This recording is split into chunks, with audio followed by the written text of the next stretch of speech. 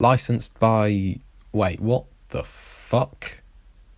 Eurocom? What the fuck is this? Crash Bash? Or oh. Oh. Oh, right. So this is the GameCube version of The Wrath of Cortex. And it's the first time I've ever played a GameCube game, actually. I don't think I've ever even seen a GameCube in real life. So this is all very new to me. But I will explain why I'm playing the GameCube version and what's actually going on in a minute once the playthrough is underway. So, here we go. You can see that both Crash and Coco have been replaced with Crunch. This is the only time you're going to see the warp room in this playthrough. I just wanted to show both Crunches together. I should mention that I'm recording this commentary while watching the footage back, rather than while I'm playing it. So I've already cut out all the loading screens and everything else between the levels. Anyway, here is Crunch, fully playable in a Crash level. He can spin, he can crouch, sort of, he can do a bit of a slide, he can jump, and he can body slam. It's not... Oh, there's the bazooka. You may have seen a GIF I made of that earlier in the week. So it's not perfect. I did what I could. I tried to find some animations that looked alright. But, I mean, it's a bit stupid sometimes. But it's Crunch, playable in a Crash level, which I couldn't do before. So, okay. So in my last video, I talked a bit about playing as Crunch, or any other character actually, in The Wrath of Cortex, and I explained that I'd only been able to do that in Coco levels. Strictly speaking, that wasn't actually true, and I did... Oh, look.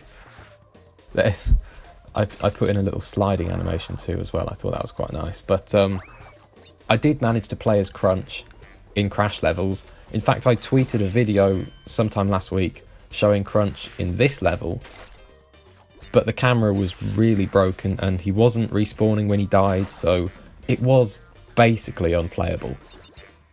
And the same thing happened with every other level, even the Coco levels. The only way I was able to get Crunch to work properly in the Coco levels was to remove Crash from the game entirely, so that wasn't ideal.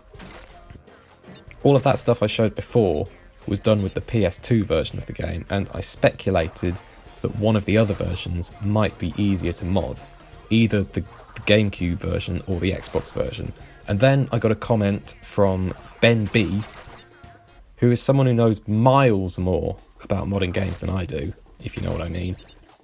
And he said you can run GameCube games in Dolphin even when the disk image is decompiled into folders, which of course makes modding much easier. So I looked into it and I discovered that not only can you play the game with everything extracted, but the archives that are used in the PS2 version to contain all of the character models and animations and everything aren't there, and instead everything is just loose files. So you don't even have to worry about re-importing stuff into the archives. It's all just really simple file swapping.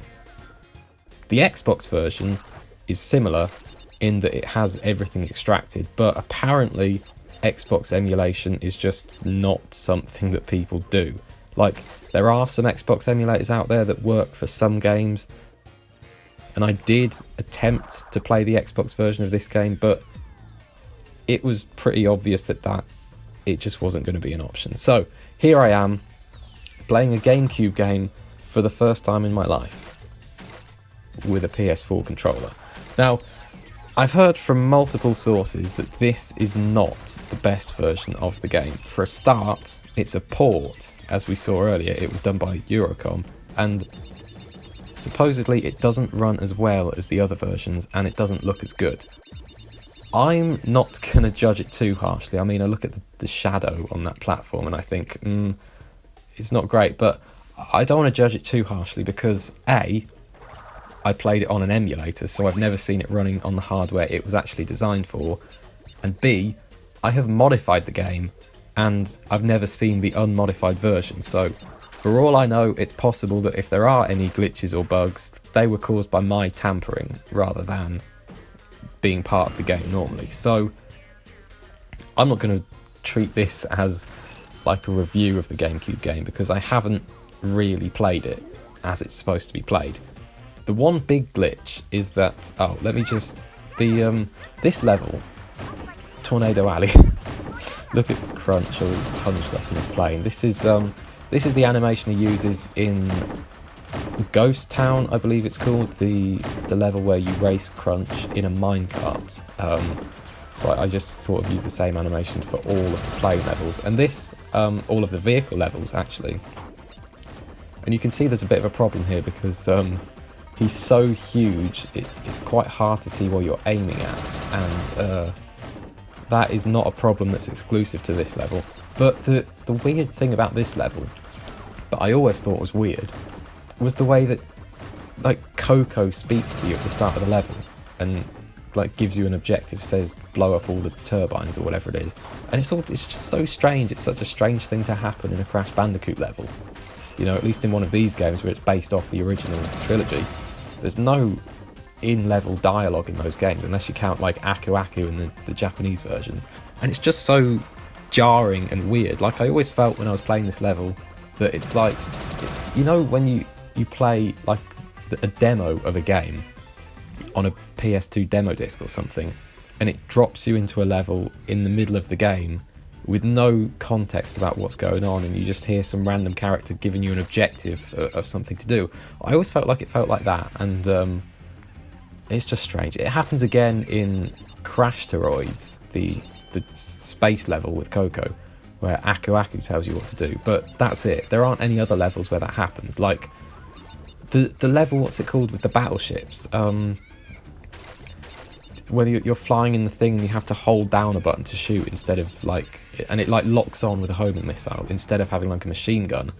That one doesn't have any explanation, even though the weapon works completely differently to any other flying level, and arguably that's the one that needs the most explanation, but there's nothing there.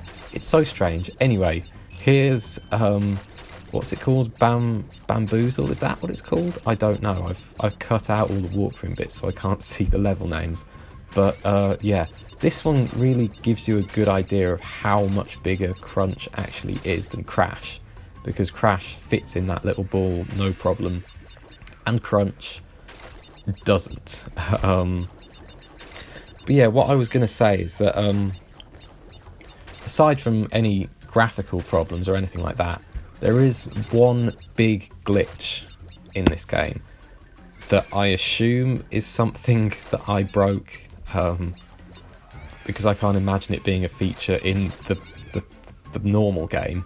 The problem is collecting crystals and gems just doesn't work at all. Like, nothing happens when you do it, so it's not actually possible to progress through the game. I couldn't get the debug menu to work, so I just downloaded a save file from the www, and that's the only way I could get into levels after the first 5. So the 106% save that you saw me loading isn't because I'm a dirty cheat. It is necessary to actually play the game. The person who uploaded it might be a dirty cheat because all of their time trial records are 0 seconds. But again, I have modified the game, so maybe I broke that as well as the crystals. I have played this game to 106% in the past once on my PS2 a few days before the Insane Trilogy came out. I had a little Crash marathon like the week leading up to that game coming out, and I played Crash 1, 2, 3 and the Wrath of Cortex, all to whatever their maximum percentages are.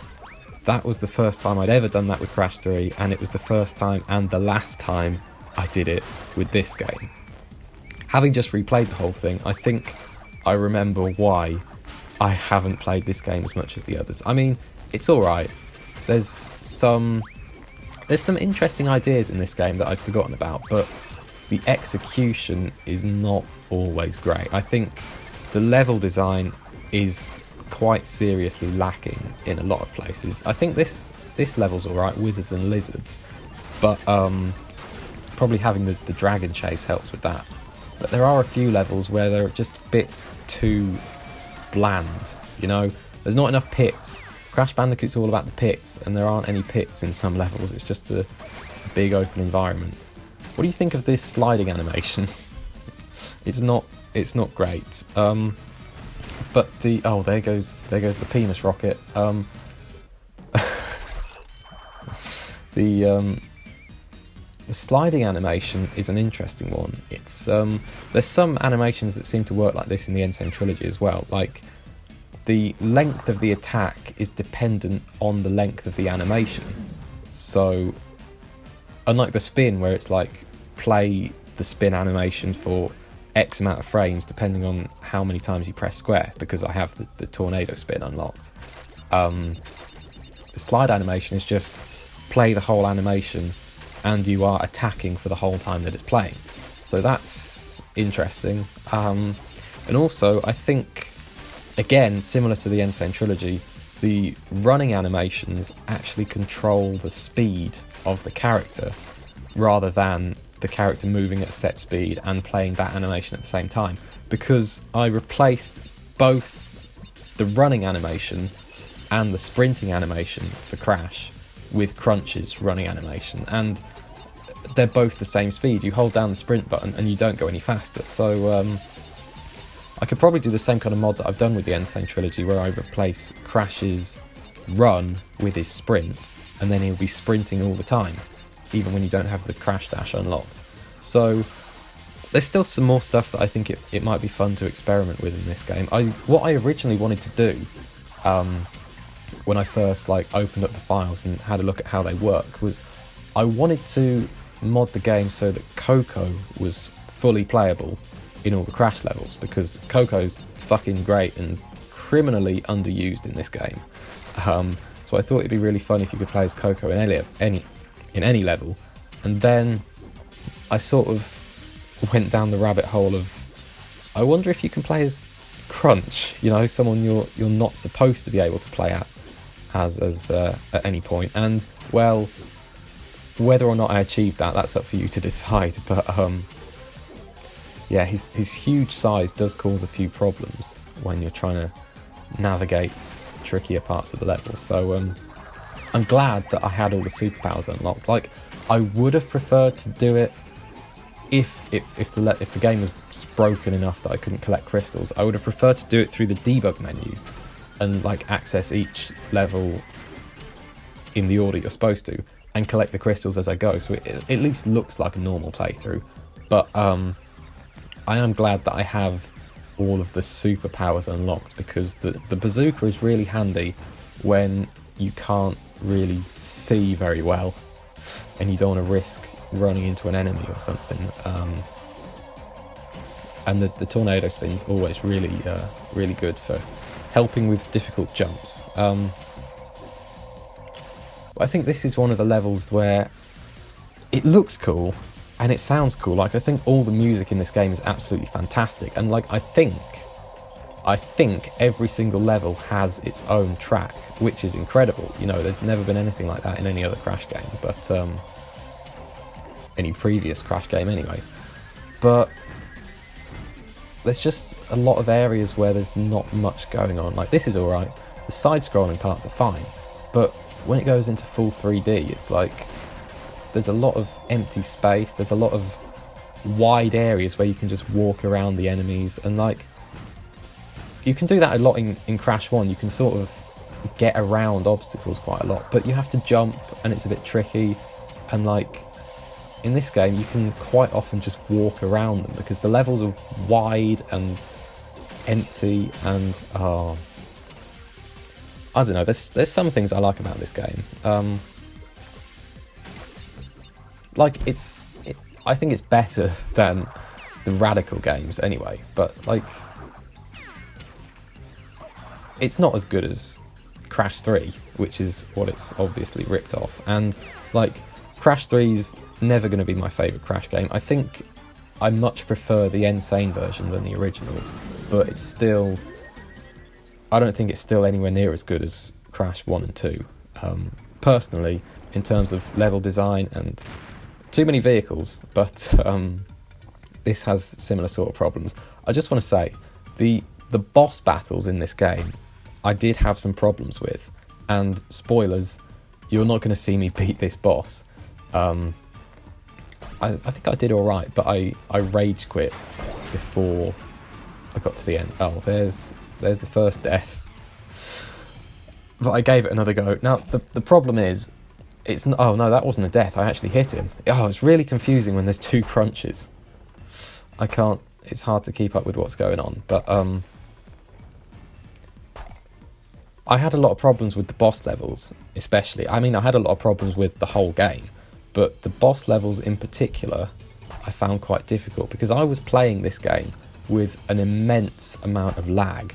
Like, it runs alright when you're just playing it. It's nowhere near as smooth as the PS2 version is on PCSX2, and I'm running this on the same computer, so I don't really know why it runs like shit compared to the PS2 version, when clearly it's like the inferior version of the game. There's a lot less detail and particles and things like that, but it does run like shit on Dolphin on my computer. But whenever I tried to record it, like using Fraps or OBS or any of the normal things I would do, it just lags to shit and the footage comes out terrible. Luckily, Dolphin has a really good recording feature in it, where you can dump the frames and the audio like as they're being rendered, and even though it slows down while you're playing it, when you watch it back, it's absolutely perfect. So that's what I did to capture this footage, and although it means you get like a smooth video from it, playing it was a horrible nightmare.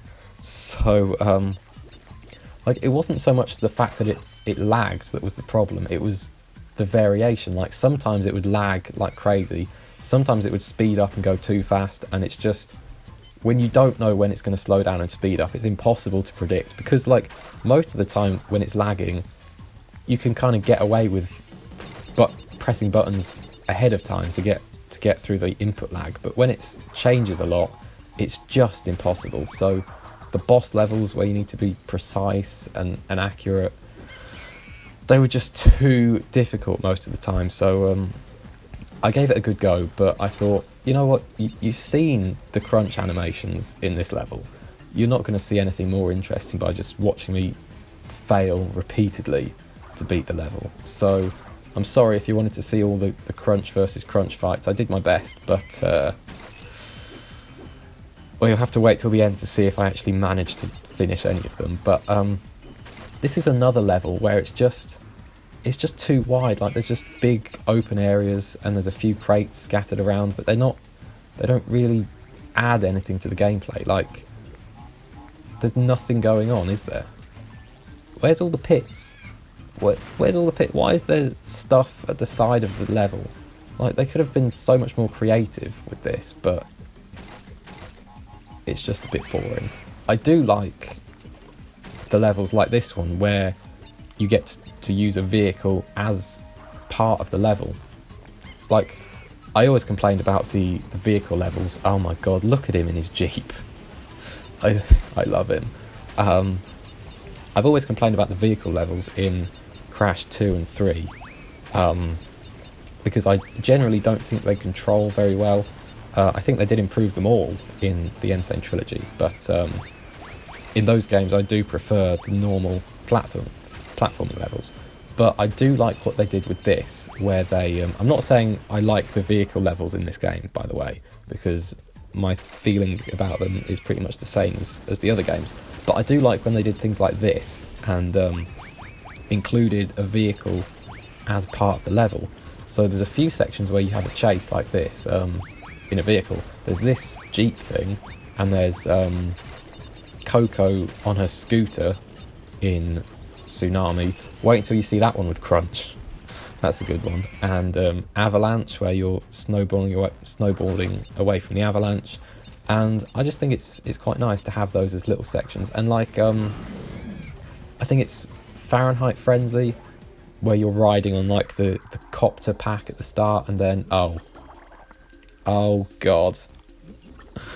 The swimming levels, I forgot about these. So, yeah. My absolute most hated levels in any Crash Bandicoot game are the swimming levels from this and from Crash 3. They're all terrible, and I hate them all, and oh my god. I did get through them, but the second level that's like purely swimming is the closest I came to rage quitting on a non-boss level during this playthrough. It was just a nightmare. Like, oh, it's just so rubbish. Like, the some of the enemies and the hazards in this, like those fucking mines that just drop out of nowhere with no warning. Oh, I don't like him. I mean, they might make a sound to warn you when they're coming, but I was playing with the sound off because of the horrible lag. Everything sounded like shit, so if there are any warning sounds, I couldn't hear them. And maybe that's my fault, but yeah. Crunch doesn't really have any kind of swimming animation, so I just made him walk. I hope that's okay. There's a few times where, like the copter pack that I just mentioned, I didn't really put any animations in for that. He's just standing up straight, attached to the copter thing, so it doesn't look great. But I did my best, you know. I did what I could. But yeah, these swimming levels aren't great. I think the swimming levels in Crash 3 are better than these. The level design is better. Like, again, these are just a bit... Look at him on top of that fucking sub. Oh, God. I really like that hunched over vehicle animation. But the level design in these swimming levels in this game is just too open, and like sometimes it's hard to work out where you're supposed to go, and like I can't remember if it was this one or the second one, but when I got to the end, because there's no crystals in this playthrough, because it's a 106% save file, when I got to the end, I wasn't sure if I'd actually reached the normal ending or if I'd got to the end of like a secret route or something, because the level design was so confusing, I didn't know which way I was supposed to go. So, I mean, I haven't looked it up, I don't know if there are secret routes in these swimming levels, but you know, surely one of the most important things about level design is that you know where the exit is, you know? And I couldn't be sure, but yeah.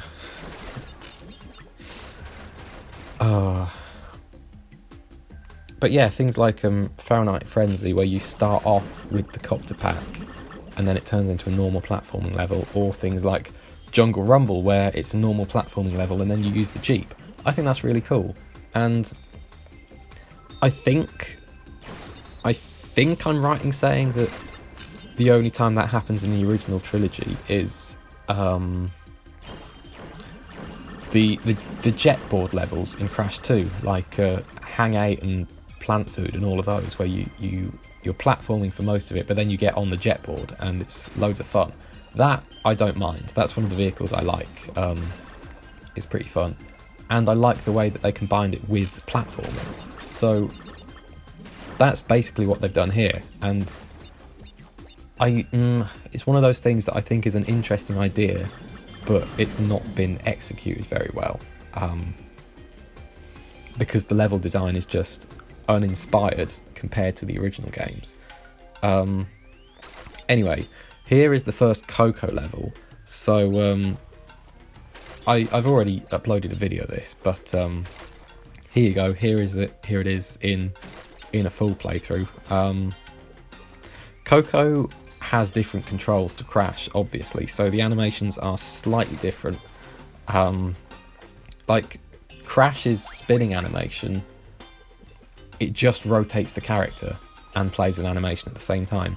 Coco's attack animation is like, it actually plays the animation and that's the attack, if you know what I mean. So I tried a few different things and they all looked terrible. In the end, I just used the running animation as the attack animation, so it's not very interesting, but I mean, I guess it sort of looks like he just kicks the enemies away, kind of.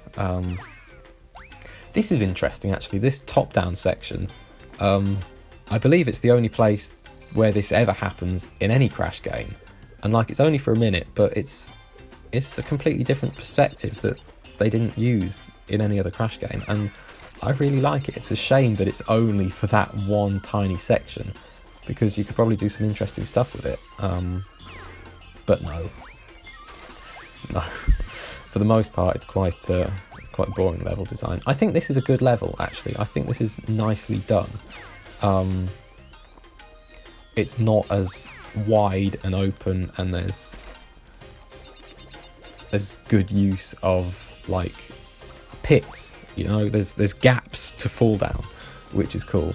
And something I do like about this game is the way that it keeps switching between like side view and 3D space. I know that there's quite a few games in Crash 2 and 3. I don't think they did it in Crash 1, unless you count the bonus levels, but they did it in either the High Road or Road to Nowhere, where you go, the main level's like a 3D level, and then the gem path is a side scroller. It's only a very tiny diversion, but I like it when they do that. It's quite good, and it's done quite well in this game, generally. I think probably most of the platforming levels do that at some stage. I mean, the first level doesn't, but I think most of them do. I think there's more places in this game, like in this level, where you can see where the bonus round is in relation to the rest of the level. I think that's really cool. I love it when they do that, and I think they do it more in this game than the others, so that is pretty nice. I'm really happy with the Coco body slam animation, because I used the same animation for both Crash and Coco, but with Crash I couldn't find like the animation for landing the body slam. Like, there's two different animations, right? There's the animation where if you got the superpowered one, he spins round at the top of the jump and then falls down, and then there's a second animation where it's the position he's in when he slams, if you know what I mean. And I couldn't find that second one for Crash, so he starts doing an animation like he's about to slam down, and then he's just standing there when he lands, and it's not very interesting. But Coco, I used the same animation, and she actually lands with that animation, so it's like it looks like Crunch is slamming down with his fist, and I think it's really cool. What that animation actually is the animation from the final boss, where he's tired and open to attack, but I think it works as an attack itself. This is the level I was talking about earlier. It's called That Sinking Feeling, I believe, and you have to like hold down the shoot button to sink these battleships, and if you've never played it before, that's probably quite confusing, especially when you're playing as Crunch and you can't actually see what's going on. But I just think it's strange that they didn't include, as far as I know, they didn't include any dialogue at the start of this level to tell you what you're supposed to do, even though they did it for both of the other playing levels, which are very similar. But by playing levels, I'm including the Coco spaceship level, because the gameplay is exactly the same. So, yeah, I just think it's strange. This level is, I don't like the underwater bit, but it is the best underwater level in the game because the whole thing isn't underwater, and it does that thing that I like where they start off with a vehicle and then later on it changes to a normal platformer, and I love it when they do that. And these fifth levels in the warp rooms, so Compactor Reactor in the first one, and I shouldn't have started to name them because I can't remember what they're called. This one is H2O Ono, or is it H2O no, something like that. And is this only the second warp room? I can't even remember. I think it is. So there's compactor reactor, which starts off with the minecarts ride. Then there's this level, which starts off in the sub. There's, I think it's Fahrenheit Frenzy, yeah, where you start off with the copter pack, like I said, and then they all turn into normal platforming levels. So it's like you're using some kind of vehicle to reach a secret base, and then when you get there, it's like a normal platformer. And I think that's a really cool idea. But then they kind of didn't use it again after the first three. Like, the fourth one is Weathering Heights, which is just a level on the airship. And there was some cut airship level where I think you were flying around and shooting stuff, so it may have been the original plan to use that as the introduction to that level, but as it is in the final game, it's just a normal platformer without an interesting opening, so that's a shame. And then the final level, Cortex Vortex, is just, again, it's just a platformer. So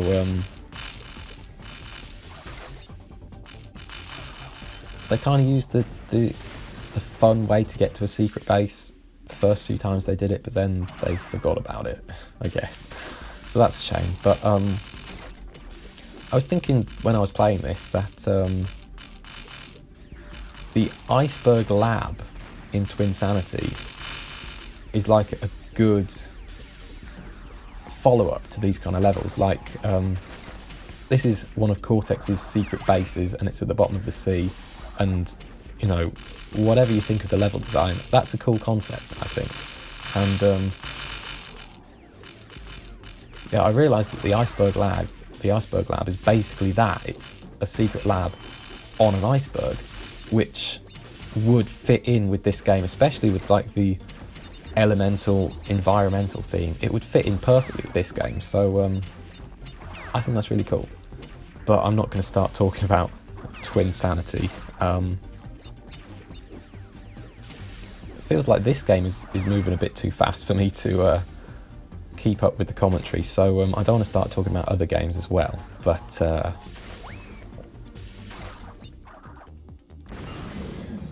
yeah, the sliding animation goes on for a bit too long.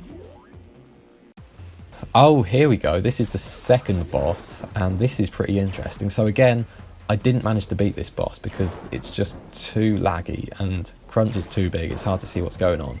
But it's interesting that Crunch turns blue when you play this level. This is the only time this happens in the whole game. And my theory about why this happens is that because in this level, the Crunch boss character is the normal Crunch model. He's just transparent to make him look like he's made of water. And I assume that they also change his colour to blue as well, so that he looks even more like he's made of water. They change his textures. So this Crunch level has different textures to any other Crunch level in the game, I guess, which is why when you play it as Crunch, he turns blue. And I just thought that was really cool. In the other boss levels, he is either his normal model or he uses a different model entirely. So this is the only time it happens. There isn't like a red Crunch when you play the fire boss, because Crunch is a different model and you're still using the normal one. So it's the only time it happens, but I thought it was pretty interesting. So there you go. And I gave up on that one as well. So this is the Gauntlet, and I realised while I was playing this game that the medieval thing doesn't really fit with the whole concept of the elemental stuff. Like, you've got the fire levels, the snow levels, the watery levels, you know, and then there's a few that just don't really fit with the theme, like this medieval stuff, and I don't know what that's about. I don't know if this is supposed to be like Cortex Castle. I mean, there's a lot of pictures of Cortex about, so maybe that's the idea, but I don't know. It's not anything like the lab, is it? So who knows? I believe they reused this level for nighttime and just like changed the crate placements and the hazards and stuff. So that's pretty uninspired. The last warp room is a bit weird, like there's some weird stuff going on, but yeah, the Gauntlet. It's a cool name for a level. I accidentally landed on the bonus platform, I didn't mean to, and then I accidentally fell through the gap between the bonus platform and the bonus level. I didn't mean to do that either, but that's what life's about, isn't it? So, doing some slide jumping. You kind of have to jump once you've done a slide to cancel the animation, because otherwise it goes on for too long and you just slide into something you didn't want to slide into. So you have to be careful with that. But that's the only animation I could find that looked anything like a slide. So deal with it.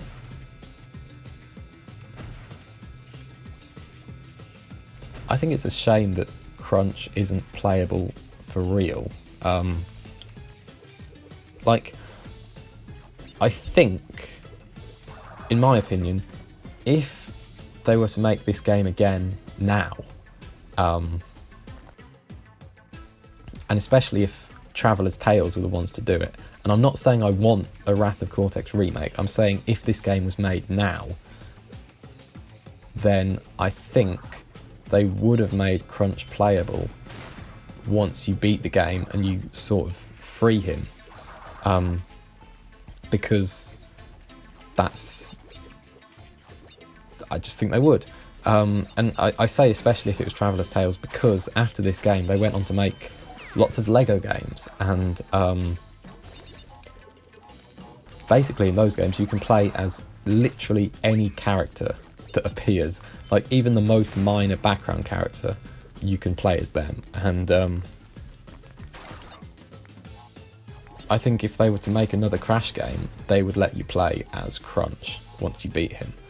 And I think that'd be really cool. So like, okay, while I was playing this, I was doing a lot of thinking about the Crash games and the way it went and everything. Oh, here's Tsunami. You're going to see Crunch on his scooter later on. That's going to be fun. But I think, like, I think what Twinsanity did, for all its faults, I do love that game. I think having different playable characters was a really good idea. And, you know, they sort of started off with this game, with these Coco levels. I know that Coco was playable in Warped, but this is the first time where you could use her in a platform level. So this is what sort of set the precedent for playing as different characters in a platforming level, which carried over into Twinsanity. I think it would be cool if we had a game like Twinsanity with different characters, except they were Crash, Coco and Crunch. And Crash and Coco in the Insane trilogy have identical moves, but like in this game they're slightly different. I think you could do some interesting stuff with Coco if you did give her some different gameplay, like use the whole scientist thing, give us some cool weapon, you know. I think you could make some really cool, unique gameplay for Coco, and then you could have Crunch, who's completely different to either of them. He's just a massive mass of strength and everything, and he can smash down big things, and you could have like a fist fight with Tiny. Wouldn't that be cool? Stuff like that. You could have all kinds of different gameplay with all three characters, and I think that'd be really fun. And I think Crash of the Titans, they could have done something like that with Crash of the Titans. Oh, look at this. If you're ever being chased by a giant tsunami, just close the door. It's not a problem. Just close your flimsy wooden door and you'll be safe. So, oh, here we go. Smokey and the Bandicoot. I love this level. I think this is fantastic. Look how enormous he is compared to, like, even Tiny looks tiny compared to Crunch. Oh, it's fantastic. This level's a lot of fun. This is like the one vehicle level that I wish there were more of, because it's just fun. and it's much better than the bike levels in Crash 3. I'm sorry, but look at it. It's so much better. Crash of the Titans, yeah, here's what I think. So, if I was going to make Crash of the Titans, if I was the one in charge of Crash of the Titans, I mean, I wouldn't have made anything like what we got, but the way I would have like taken the concept that they had but made it not necessarily better, but more like what I would have wanted to see, if that makes sense, is like clearly they wanted to have lots of playable characters. That's the whole concept of the game. Instead of introducing all these new mutants with crazy superpowers, the way I would have done it would be to have Crash, Coco and Crunch instead, because like you want a big Titan. Crunch has got you covered for all of that stuff. You can give him all the heavy moves, you know, give him some upgradable powers if you want to do that. Just like in the original games, you could have like all the upgrades you get for the Titans characters. It's like instead of leveling up, you could unlock superpowers like you can in these games. So like give Crash his normal gameplay, let him unlock the super body slam and the bazooka and all that stuff, and then Coco and Crunch could have their own superpowers as well. So if you don't think Crunch's moveset is enough as it is, then give him the fucking magic spikes that the spiky character had in Crash of the Titans, you know? And then you've got the same thing, but without adding all these extra weird characters. Just use what you've already got instead of freezing your established characters and leaving them outside the house for the whole game. You know, I just think there's some interesting stuff they could have done by making that like a Crash, Coco and Crunch game instead of a fucking magical skunk game. I can't even remember what the other Titans were, because it's been a long time since I played that game.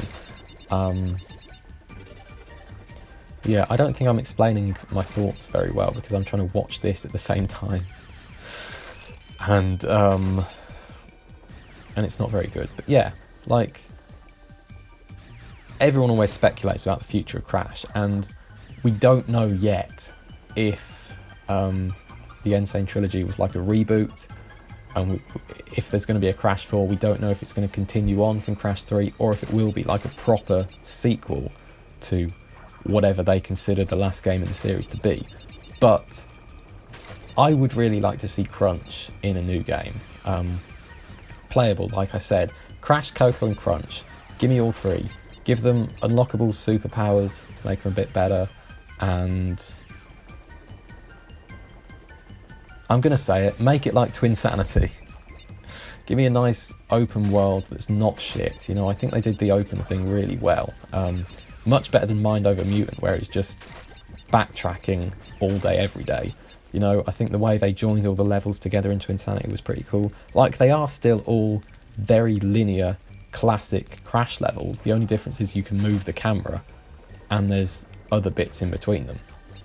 I don't like the way that checkpoints and stuff work. Like, I don't like that once you're in a level, you're stuck in it till you finished it, you know? Like, I have painful memories of the first Humiliscate level, the icy one, where I just kept falling down one pit in particular, and I got a game over, and I was just stuck there, you know? Getting a game over doesn't even kick you out of the level. You're still stuck at the same part of the game forever if you can't get past it, and it's such a pain in the ass. And here we go. Here's the copter with not many animations, but yeah, I don't think I've explained it very well, but that's what I'd like to see. Like, linear classic Crash levels spread around a big open world that's linked together in a way that means you don't have to backtrack every time you change level, and let us play as Crash, Coco and Cortex. Like, make levels specifically for Crash, Coco, or did I say Cortex? I meant Crunch. Crash, Coco and Crunch. Make levels that are just for them, but then once you've beaten them, you can play it with any of the characters, like what Traveller's Tales did with their Lego games. You know, have a story mode and a free play, that kind of thing, and have like big doors in Crash levels that only Crunch can get through that you have to come back and revisit later on. Have things in Crash levels that can only be unlocked by like Crunch's last superpower, so you have to come back at the end of the game and do whatever that thing is, you know? There's some good stuff you could do with Crash games, but they don't. They make fucking Crash of the Titans. But we don't know yet what the next one's going to be.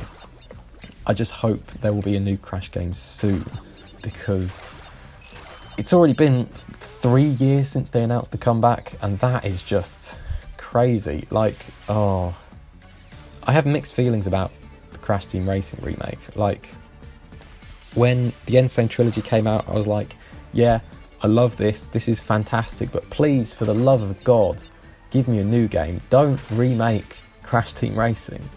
Then everyone else was like, please remake Crash Team Racing, and then they did it.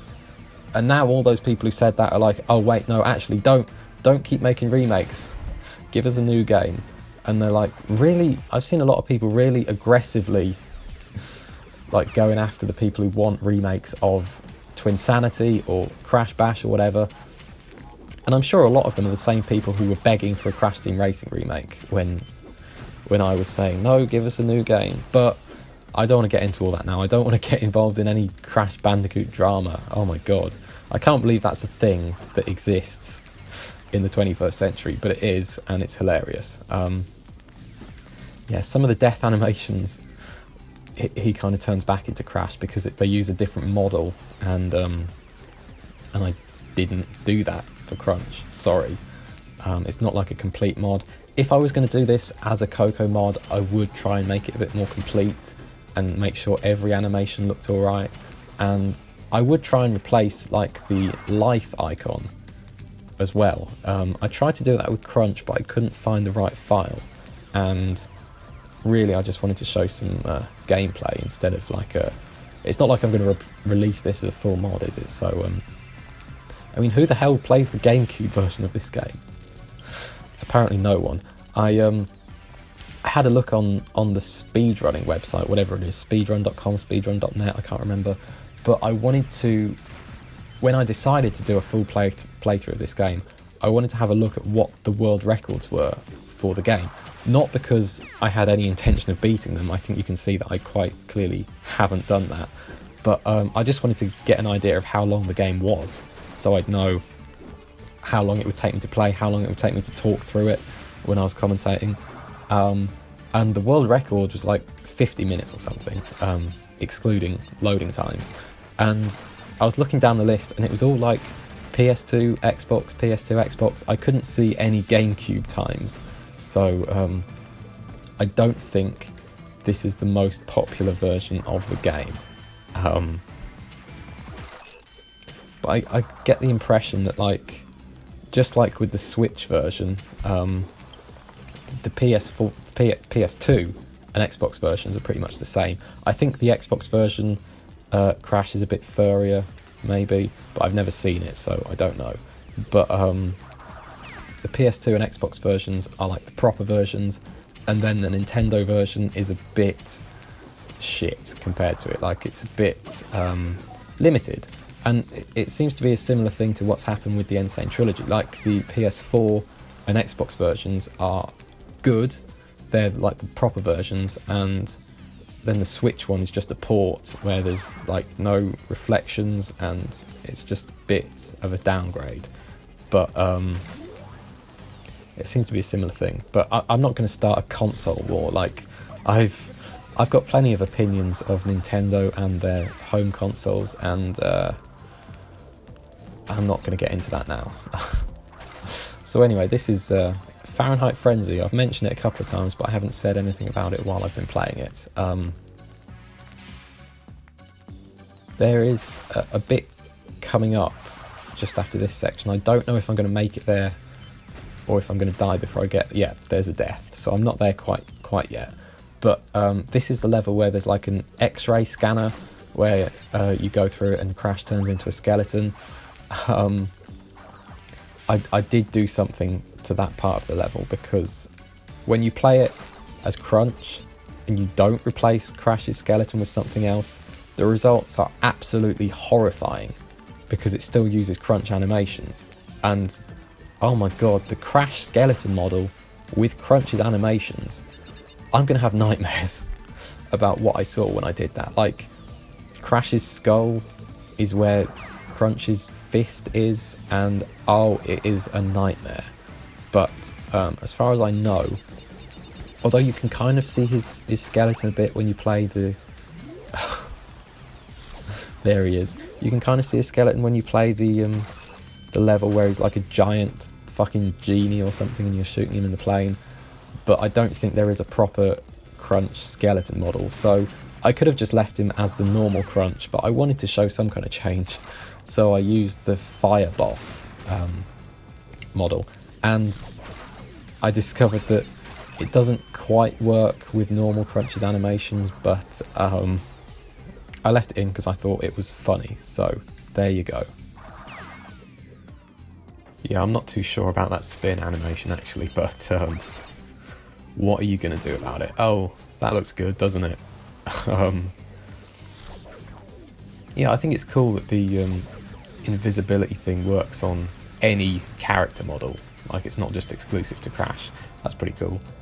It's a shame they only use the invisibility crates in a couple of levels in the whole game, because I think they're a decent idea, although they don't really do anything except protect you from a few lasers that Aku Aku would protect you from anyway. But there you go. You can mod the game to put invisibility crates in other levels. Like, it's a lot easier to change crates into other types of crates in this game than it is in the Insane Trilogy, but I didn't look too far into making custom levels because someone else has already done it and I got distracted by doing other stuff like this. So this is what the fire version of Crunch is supposed to look like when he's got his proper animations. This is another boss that I wasn't actually able to finish, and well, the first problem I came up against with this one was Crunch is so big, like the playable Crunch, that it's hard to tell whether you're actually firing the water cannon or not.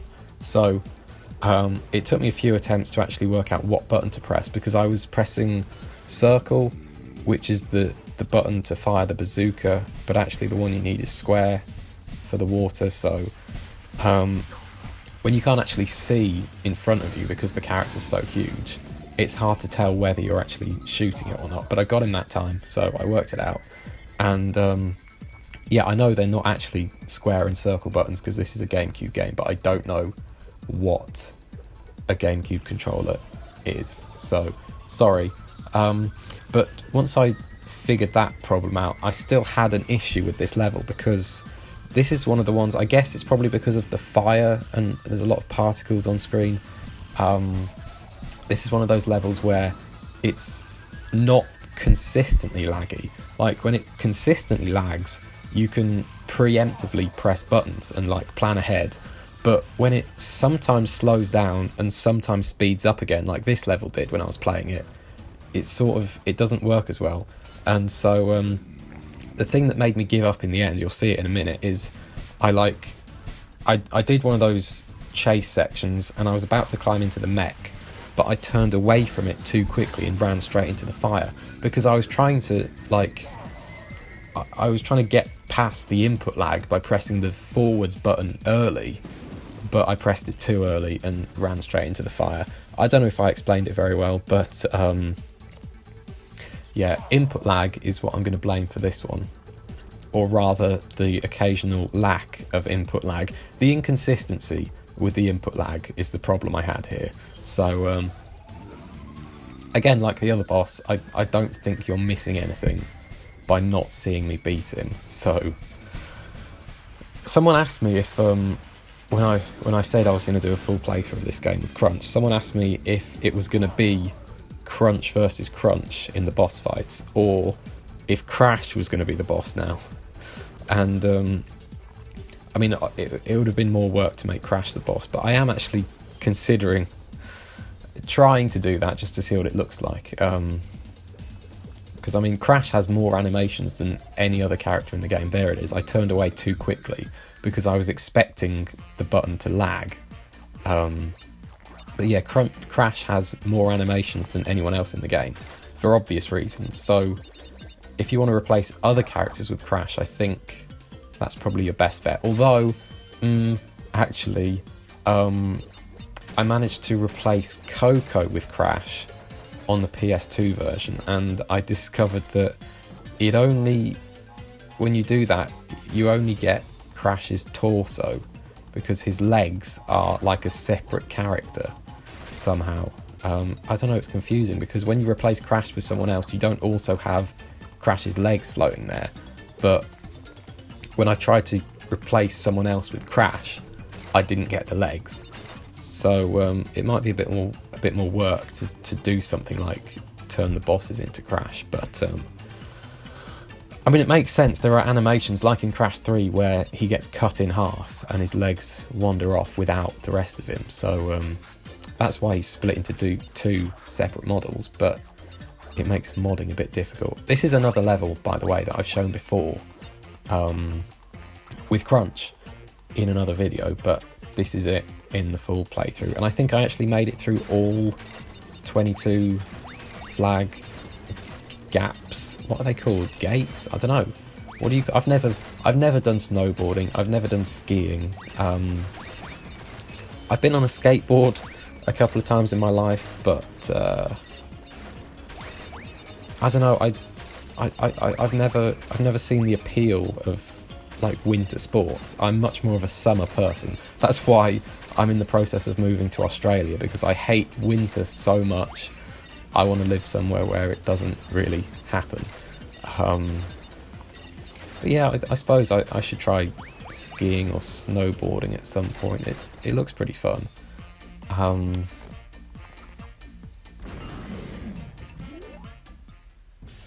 Oh, this is Droid Void, and this, I think, is one of the most annoying levels in the game.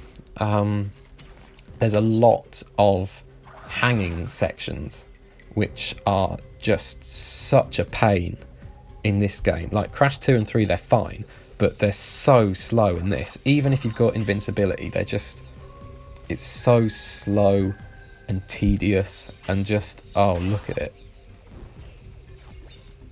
It just stresses me out. And then after this, there's a section where like the grills you hang from are sometimes electrified, and it alternates with the floor being electrified, and sometimes it kills you and sometimes it just makes you let go, and it's just, timing is a pain in the ass, and and then after this you get to use the mech, which I was using in the crunch boss that I just failed, and it's just, it's annoying.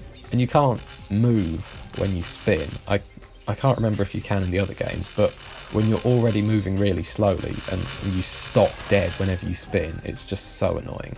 So these electric effects are just, they're not, for a start, they're not that obvious that like it's a hazard the first time you play. At least I don't think. It's like it just looks like a scenic effect or something, but if you're on the floor, they will kill you. If you're hanging from the ceiling, I think they just make you let go, but that will kill you if you're trying to do a jump. This level's just really annoying.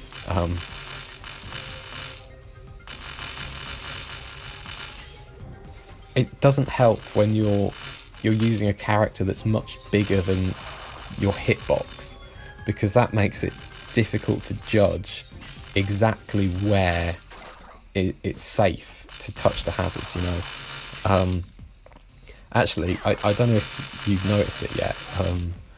It took me a lot longer to notice when I was playing the game, but when you spin, when you're playing as Crunch, hanging from something like that, and you spin, you can see Crash's arms floating above him, which is interesting. I guess they're a separate model to spinning Crash. I don't know, but it's a bit weird. It's like the only glimpse you get of Crash in this game when you're playing as Crunch, apart from the life counter. Oh, just whip it out, deal with the nitros. I think when you're playing this game normally, you wouldn't have unlocked the bazooka by that point, so that's probably one of the only times in the whole game when you use the tiptoe power, which otherwise is pretty useless.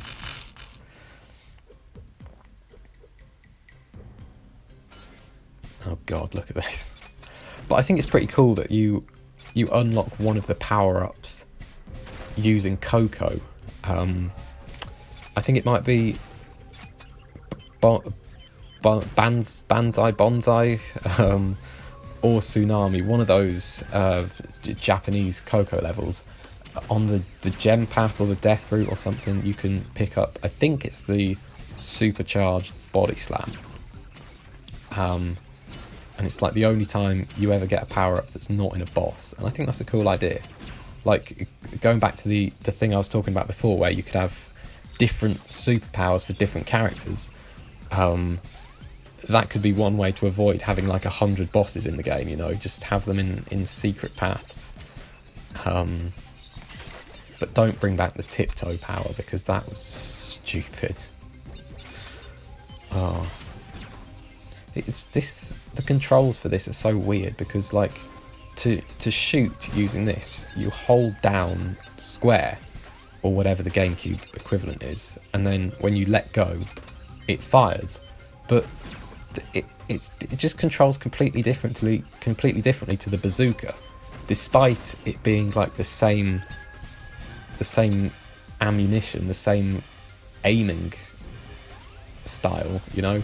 Does that make sense? But like, it looks like the bazooka, but it doesn't play anything like the bazooka. It's just stupid.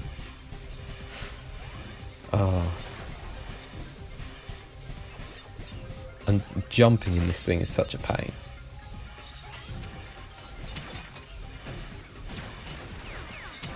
I do like that though.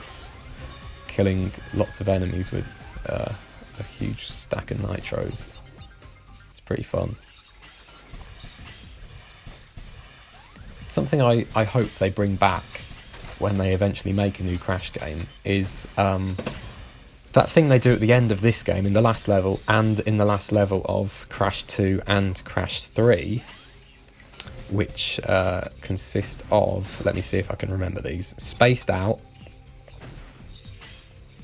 Bug Light, and Cortex Vortex. See, I do know something about Crash Bandicoot.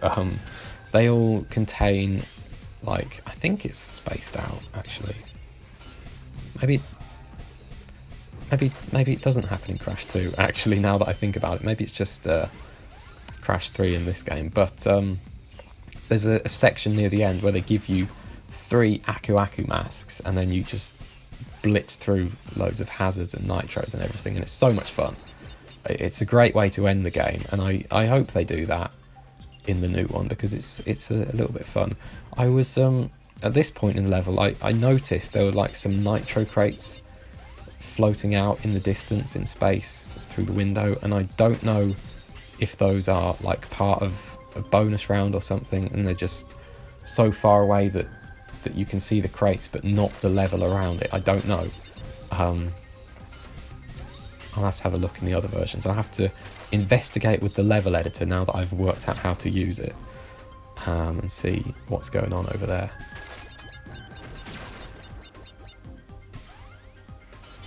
I don't know if you can use the level editor in the GameCube version. I haven't tried to access it. Here's the disco party. I love this. Just having a little dance to celebrate. You need something like that after such a painful level. Just a nice little reward to say, well done you for getting through it. Here is Crash Teroids, a nice Coco spaceship level.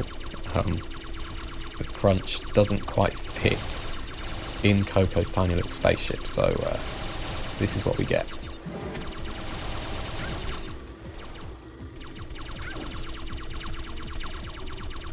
This does remind me of Lego Star Wars, actually. I don't think Traveller's Tales did any kind of big free-roaming space maps like this in the Lego Star Wars games that I've played. They were much more linear than this, but it just looks like it. Because like one of the things that I don't like about those Traveller's Tale Lego games is that so much of the world just doesn't look like it's made of Lego, and I think that's why this reminds me of Lego Star Wars. It's at the start of Revenge of the Sith. There's a long section where you're flying through space towards General Grievous's ship, and it all just looks exactly the same as this because nothing's made of Lego. But it's still pretty fun. But yeah, I think like some of the vehicle levels in this, you can really see how they evolved into the Lego games as Traveller's Tales moved on to do those. Because like, I believe in all the vehicle levels, or all the levels where you're riding something, in Crash 1, 2 and 3, the perspective is always like normal third-person camera like this. The camera's behind the character and the vehicle, and it's all just pretty similar to the platforming levels.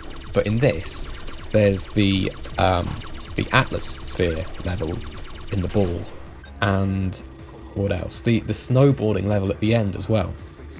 And to an extent, Smokey and the Bandicoot.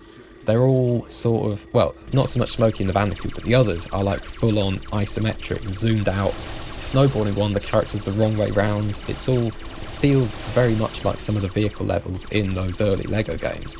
I think it's interesting to see how they went from this to that.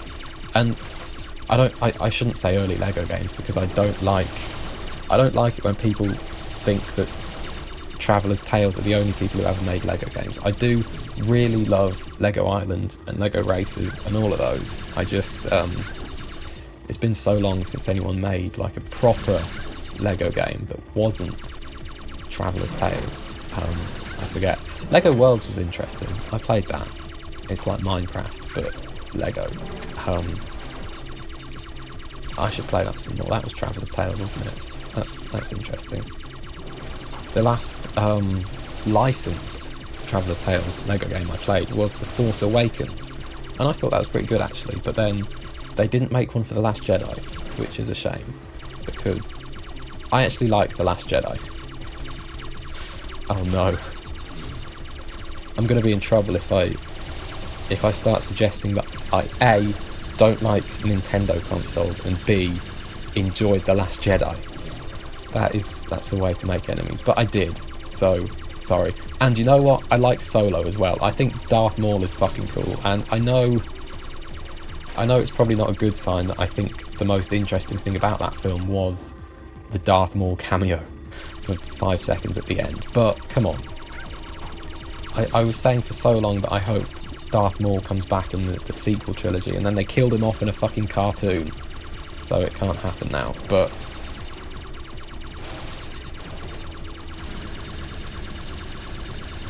they brought him back, and that's pretty cool.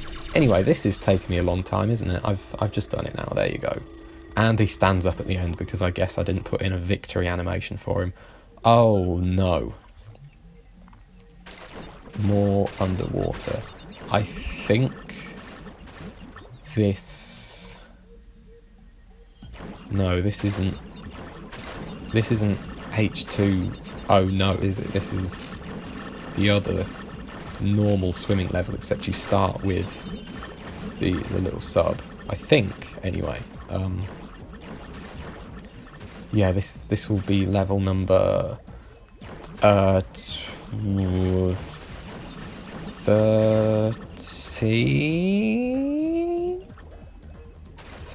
14, maybe. Avalanche was 10, and then Droid Void was 11.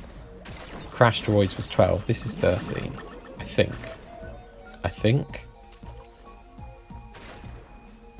No, Avalanche was 11. Droid Void was 12. Crash Droids was 13. This is 14. Right. So the next one will be... I've already done H2O. No, I can't even remember of how much of this game I've played yet. I'm really not paying attention, but at least he's entertaining when he's sitting on top of that thing. It looks better than when he's just swimming without the vehicle. But yeah, I really got frustrated with these underwater levels. There's just so much stuff trying to kill you and you can't see it until it's too late. And you just have to go really slowly to avoid everything, and that's not what a Crash Bandicoot game should be about, should it? It should be fun and exciting and action-packed, not like slowly edging through the water, trying not to trigger any of those bombs. But there you go.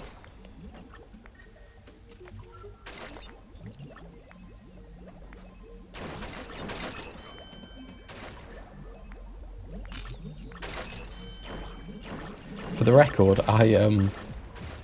the reason why my life count, you may have noticed, keeps resetting back to 4 every time I finish a warp room is because I was recording this video one warp room at a time. Because, like, if I recorded the whole thing for 2 hours, then I'd end up with a massive file, several gigabytes, and I just couldn't be dealing with that. And also, I don't trust technology to be able to record for 2 hours straight without something breaking. So every time I finished a warp room, I stopped the recording, I had a break, I checked that the footage was okay, and then I loaded the game up again. But I didn't save in between, so that's why I went back to 4 lives after every warp room. But you'll be happy to hear I never got a single game over, despite constantly losing all my lives. So I'm pretty happy about that, actually. I don't imagine I would have been able to do that to, like, the one other time I've played this whole game in one go.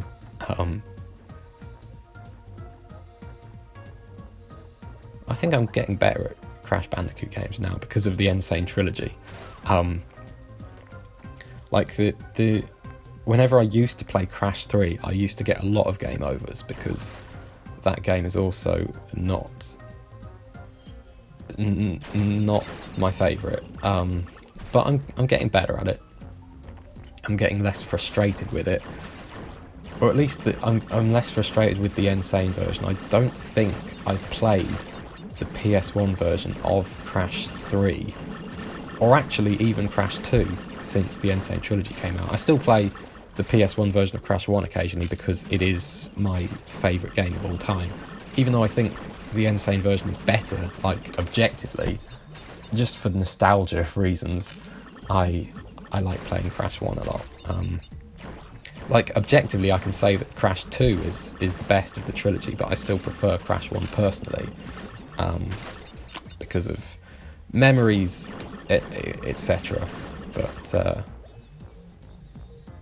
yeah, I should play them all again at some point, the originals, while I'm waiting for the next Crash game. It's really hard to, like, attack anything in these swimming sections because of the way he spins on, like, a different axis to normal in the normal levels, and because, as I said before, he's so much bigger than the character's hitbox that it's just hard to work out where is safe to swim. The death tornado really helps in these levels because you can just keep attacking for ages, and if you're not quite sure where an enemy is in relation to you, then it's a pretty good way to make sure you hit them. Although it didn't, I took a hit there, but it's not too bad. This is what I was talking about, like, it looks like you can go that way, but you can't. And then here there's, like, you could go left or right, and I don't know which way you're supposed to go. Oh, it looks like you're supposed to go right. But it's just, it should be obvious, you know, and it's not. And it's so annoying. Although these lighting effects are quite pretty. It looks nice, you know, especially considering this is like the version of the game that had a graphical downgrade. I think these underwater levels do look really nice. It's just a shame they're so terrible. It's always great to see that nitro detonator when you're at the end of a level you didn't enjoy. Okay, this is, what's it called? Weathering Heights. So this is the one that doesn't start with like an interesting vehicle section, but it drops you right in it. Although it is a bit of variety because it doesn't look exactly the same as the other secret lab levels. It's an interesting concept. This reminds me of, what's it called? Is it Skyballs? Could it really be called Skyballs? The level in Crash Bash when you're on like some kind of airship, and it's one of the ball levels. I really want to play Crash Bash. I unearthed recently a playthrough I did on this channel 3 years ago, I think, of Crash Team Racing. So if you're really interested in my thoughts of Crash Team Racing, you can find them all in there. But I spent like a lot of it talking about how I was going to play Crash Bash next, and like I ended the video saying, "See you next week for Crash Bash," and it didn't happen. I don't remember why, but I didn't do it.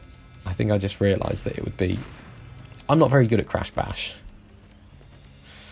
Even though in the early days it was probably the Crash game that I played the most, because I used to play...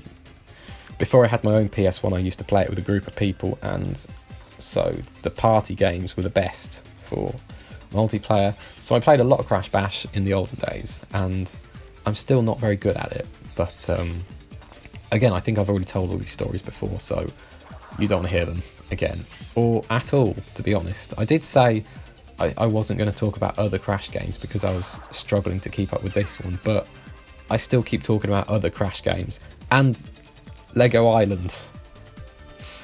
Why won't Traveller's Tales make a Lego Island game? That would be so cool. I know they did like a Lego City game that wasn't licensed, but come on. It's just like GTA. If I want to play GTA, I'm going to play GTA. I don't want to play Lego GTA. I want to play Lego Island. So come on. Sort it out. Traveller's Tales, if you're not going to let anyone else make a Lego game, then make something that's not fucking Batman. Come on. Although I saw the Lego Batman movie and I thought that was pretty good. I haven't seen the Lego Movie 2 yet, but I shall, because the last one was good. This is one of those times where it would help if I could tell how big the hitbox was, because I'm running under some of these lasers and I'm not quite sure if I can fit. There's our old friend, the invincibility box. I mean, it's an interesting idea, but again, it's just not executed very well because they don't use it, and they only use it for those lasers. Like, imagine like some kind of stealth level, like a Crash Bandicoot level, but you've got to be stealthy. Bring back that top-down view from the first Coco level and turn it into like a stealth game. There's an enemy that you can't kill, and the only way to get past them is by breaking invisibility boxes. Wouldn't that be a much more interesting use of stuff like that than walking through some lasers without getting hit? I don't know. I'm not a game designer. That's just my thoughts.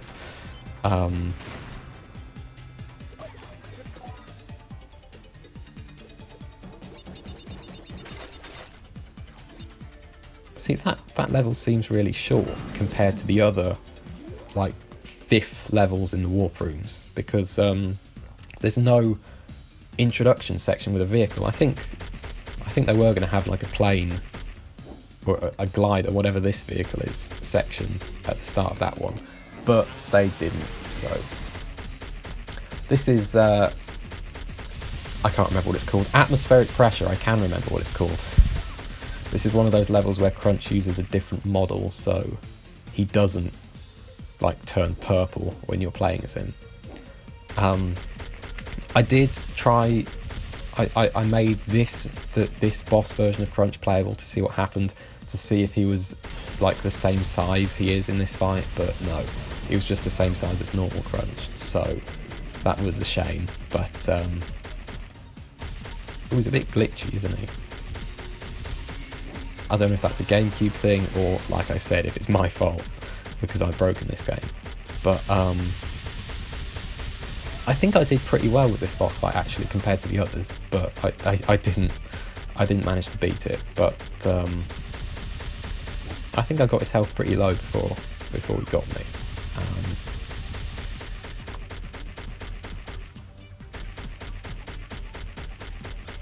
this is just a glider, isn't it? There's like no engine in this plane, so I don't know how I'm flying it like this. But it also appears to be made of wood or something. Like, it's like the end of Chicken Run, when they turn the chicken huts into a plane. It looks a bit like that. So I'm not sure if this, whatever that projectile I had was a good idea. Anyway, I only did one attempt at that level, and I didn't notice how low my health got, or how low his health got at the end, so I can't really say how close I came to beating him, but I think it was pretty close. This is a cool level, I think, or a hot level, I guess. Crash and burn. It's pretty fun. I always like volcanic environments in video games, and this is sort of the first time they did it with Crash, unless you count the prehistoric levels in Crash 3. But yeah, I definitely think there was more variety in the environments in this game than the previous ones.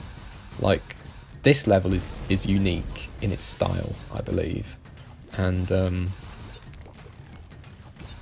there's a few like that, and that's pretty cool. This is one where you can definitely see where the environmental theme comes into play, because, I mean, it's a volcano. What more do you need? It's pretty nice.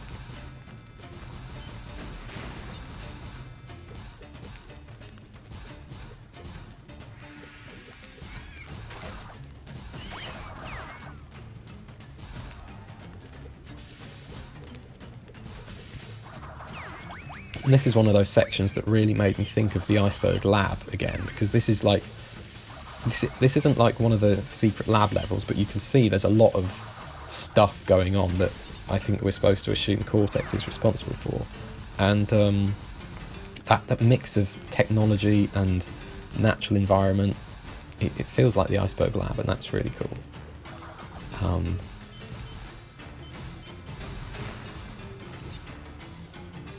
I want to play Twinsanity as well. I just want to play all the old games. I want to play Tag Team Racing, because I haven't played it for a long time. And I know it's stupid and the racing's stupid, but I think everything else is pretty fun. Like the theme park and the quests and all that shit. That's really cool. There's no other Crash game like it. Maybe for good reason, but I like it, or at least I used to when it came out. I'll have to replay it and see if I still enjoy it.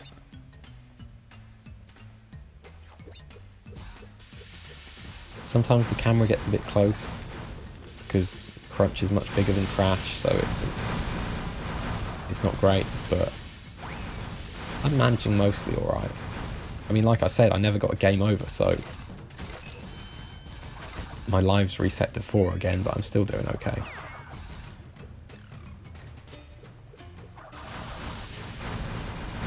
Again, you can still, even when it looks like there's like a narrow level, you can still get around a lot of the enemies really easily, so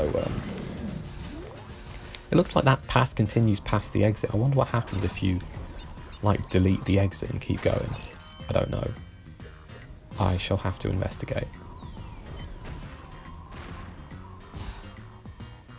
This level and Ghost Town at the end are some of those levels that I don't think really fit with the theme. I mean, I guess there's like a mild sandstorm going on. I'm not doing that again, but you know, there's no like natural disaster, there's no fire, there's no ice. There's not a lot going on. I mean, it's alright, but I don't think it fits the theme very well. But whatever.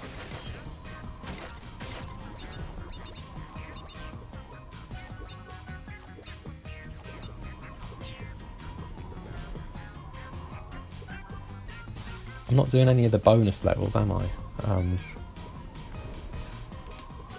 Despite being reset to 4 lives every time, I never needed the bonus levels to get extra lives. So I must be better at this game than I thought I was. There's some sliding that doesn't make sense. Here's some more monkey bars, which are horrible. I don't like that.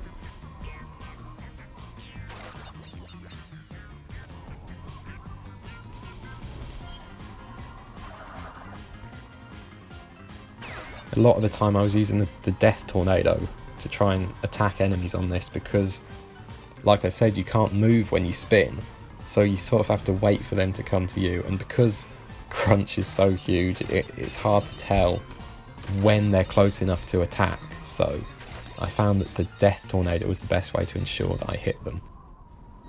This is good, isn't it?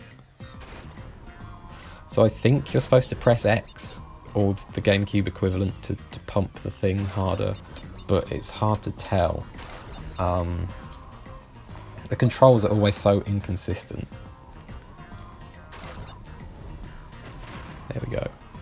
I sorted him out from the ground because I just couldn't face killing another enemy on the bars.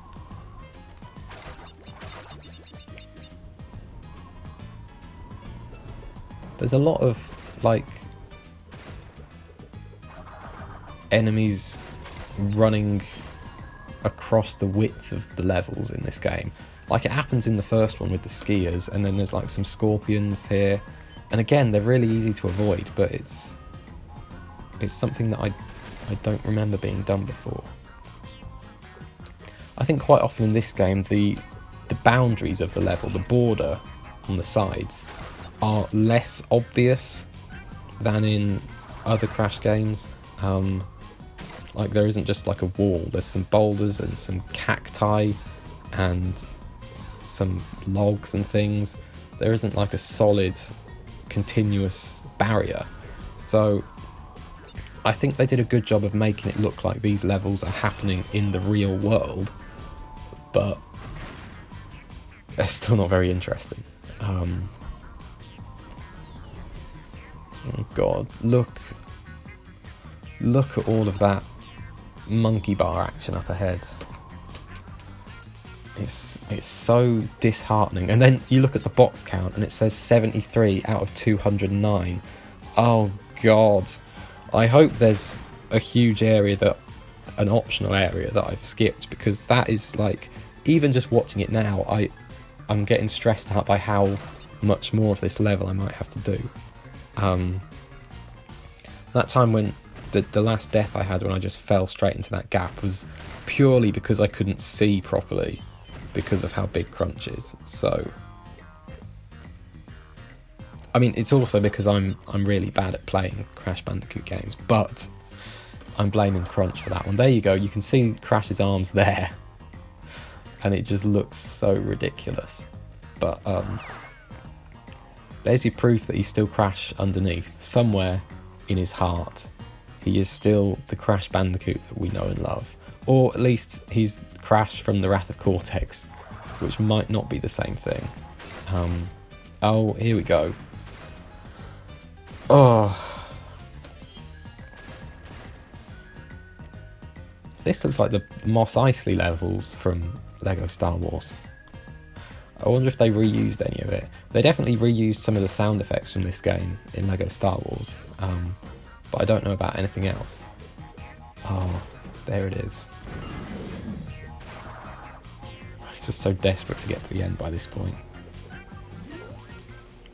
No more hanging, please. These levels are okay sometimes, but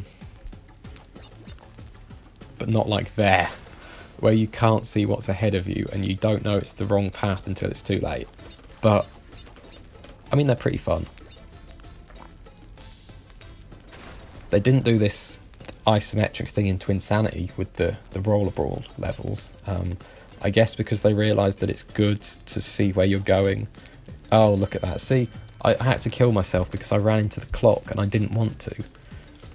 You should be able to see where that is from further away, you know? I get that they want it to be about exploring, but you need to hint at what the right way to go is. I definitely got lost in this level at some point, and I don't know if I went the intended way, but I got to the end eventually. There weren't any non-boss levels that I couldn't finish, so... Well, I say that, I think Ghost Town, the minecart race level, I didn't win that. Oh no, I did. It was Ice Station Bandicoot that I didn't win. I couldn't get past the bear. So, spoilers. I still played the level, I still finished it. I don't think you get anything for doing that. I think all those levels in the secret warp room have 2 gems each. One of them's the box gem and one of them is the gem for doing something else. So in Ice Station Bandicoot and Ghost Town, it's for winning the race, I guess. In the others, it might just be you get a gem for finishing the level. I don't know. I don't know this game that well, considering I've only played it properly. Is that a missing wall there? I've only played it properly to maximum completion once, so I'm not sure. This feels very Twinsanity, doesn't it? Cavern Catastrophe. I could see that I was going the wrong way, but it was too late to stop myself.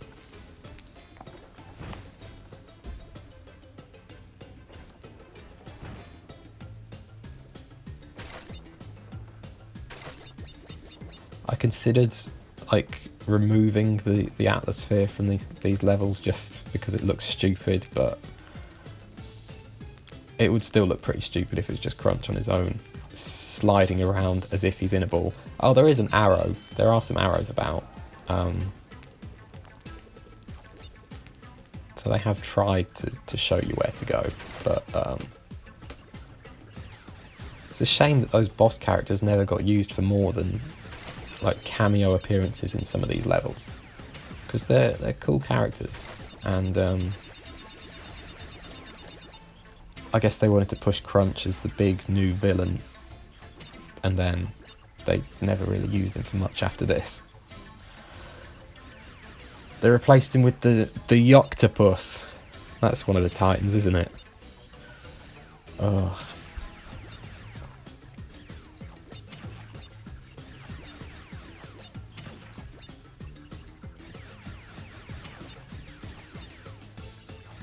I think it's cool that they, with these ball levels, they took some of the themes they used in other levels and reused them for a completely different kind of level, if you know what I mean. So in Crash 1, 2 and 3, you have in Crash 3 you have the medieval levels and they're all platformers, and then you have the Great Wall of China levels and they're all tiger levels. You never have a platforming level on the Great Wall of China. You never have a motorbike level in a medieval environment, do you? But in this, they take some of the areas that you visit in the platform levels and they use them again for things like the ball levels, or the minecart thing at the end is from Gold Rush. You know, it's good stuff. I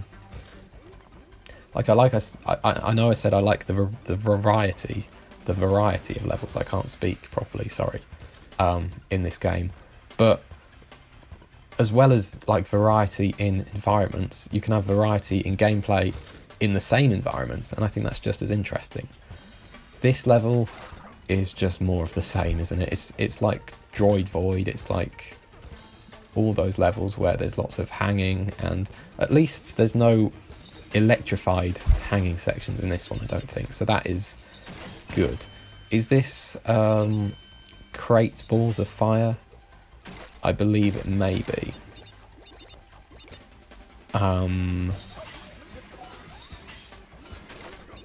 We'll see. I'm trying to count the levels. What have I done? Oh yeah, there's the fire, so it must be.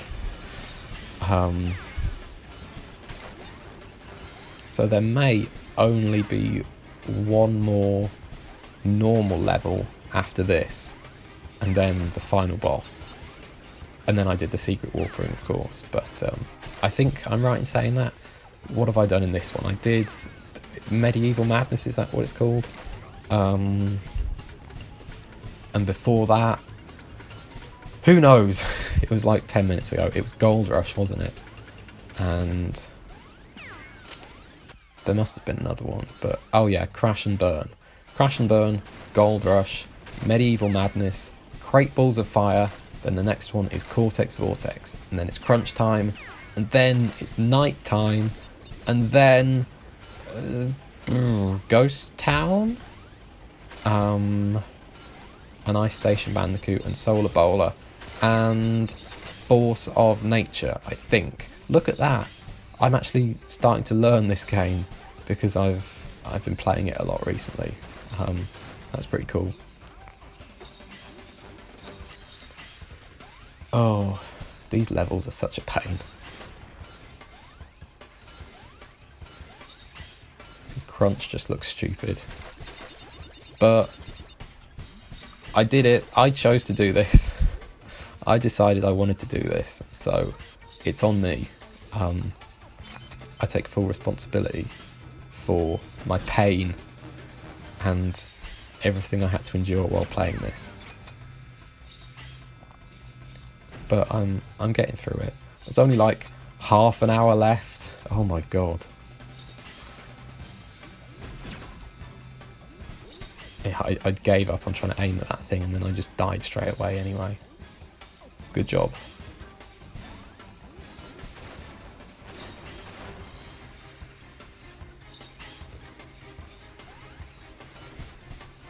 You know when I said I really like it when you start off in a normal platforming level and then you end up with a vehicle?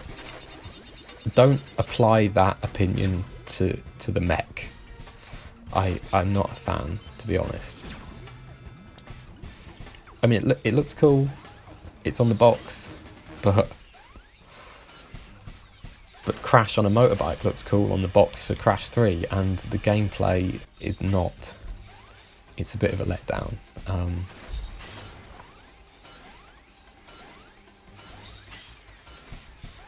I really hope they put like biker Crash skins in Crash Team Racing, the remake, Nitro Fueled. I think they will. They've said something about alternative skins, so that's pretty cool. Hopefully we get some interesting things.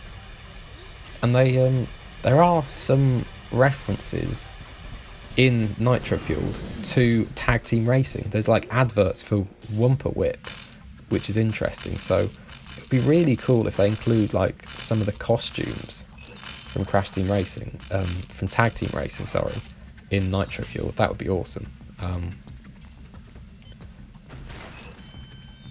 Like they're using some of the karts from Nitro Kart, which is really cool. I'm glad that they haven't just completely written off those other games, which they kind of did with the Insane Trilogy. That's pretty cool. So we'll see what happens. I'm excited. Like I know I said, oh, don't make a new game, don't remake Crash Team Racing, but it's happening. Like I'm not going to complain about it now that it's happening, am I? I would have preferred to see a new game instead of this, but now that it's happening, I'm going to enjoy it, and I am looking forward to it. So leave me alone. Let me enjoy things. So this is Cortex Vortex. This is the last level in the game. I don't have much else to say about it, I don't think. The Cortex Vortex was the space station that got blown up at the end of Crash 2, wasn't it? So I guess he rebuilt it. And also it's the thing at the start of Crash 1. I think... Oh god. Yeah, the skeleton animation makes a reappearance. Oh god. Put some checkpoints in this level, please. I think Cortex just realised that the only thing that rhymes with his name is the word vortex, so he just calls everything the Cortex Vortex. Probably. I'm going to be extra careful not to die now, because I've realised that there's no checkpoints in like the first half of the level. I think actually in the true last level in this game, Force of Nature, or Forces of Nature, whatever it's called, there are actually no checkpoints, which is fun, but well, that level is just a bit of fun really. It's not It's nothing too complicated. Nice bit of fun to end the game on.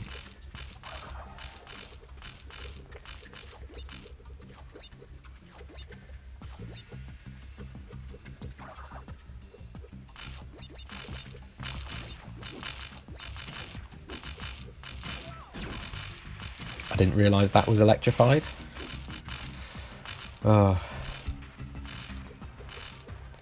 It's not the most interesting final level, is it? There's not a lot going on.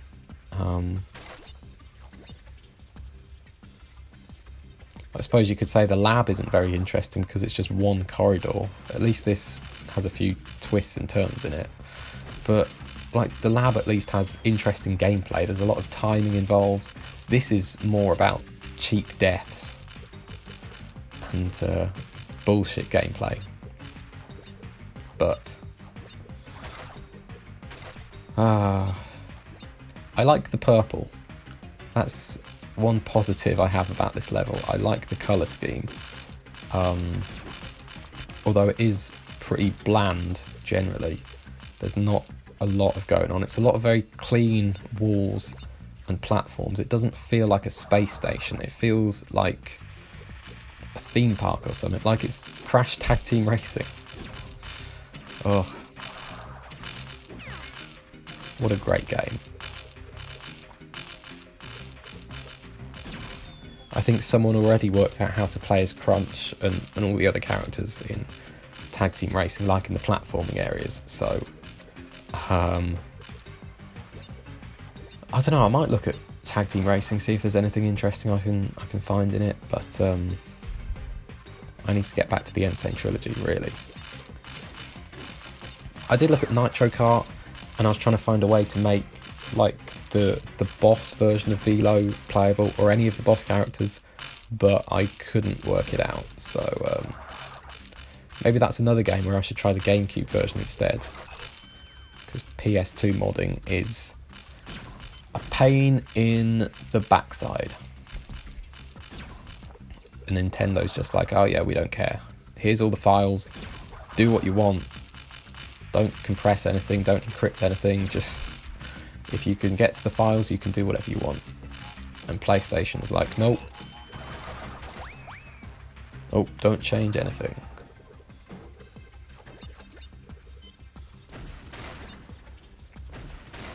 I can't remember if this level has like Crash 2 and 3 do, if there's a section in the last level where you need all the gems to get through it. I can't remember. But I'm not going to take this gem path today because I just want to get to the end of the game. And it's I want to get to the end of this recording as well, because I'm getting hungry and I want to eat. And again, I know I brought this on myself. I decided to commentate the whole thing instead of just the start, but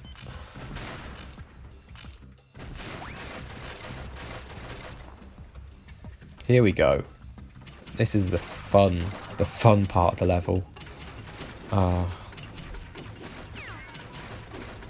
that's basically it. It wasn't that exciting, actually. A bit of a letdown. And invincibility doesn't last very long in this game anyway. I don't think it's as long as the others, so it's not as interesting as it could be. But oh, what has happened there? Did you see that? The final boss version of Crunch is actually smaller than the one I'm playing as. So all this time I've been talking about how big Crunch is, and he's actually bigger than he's supposed to be. So there you go.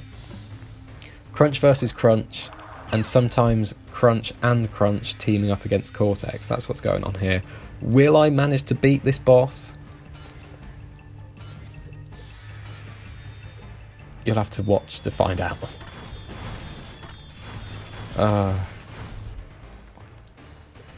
Actually, that version of Crunch is like proper small, so I don't know why when you play as Crunch he's really huge, but yeah, it turns out he's not supposed to be that big, I guess.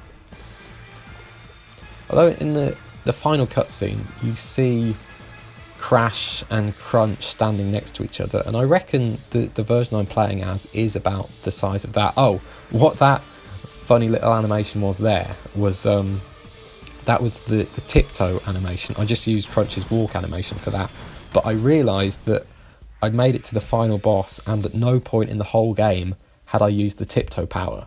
So while I was waiting for the boss fight to continue, I just did a little... I showed off the tiptoe animation a bit because I realised I'd never used it. So there you go.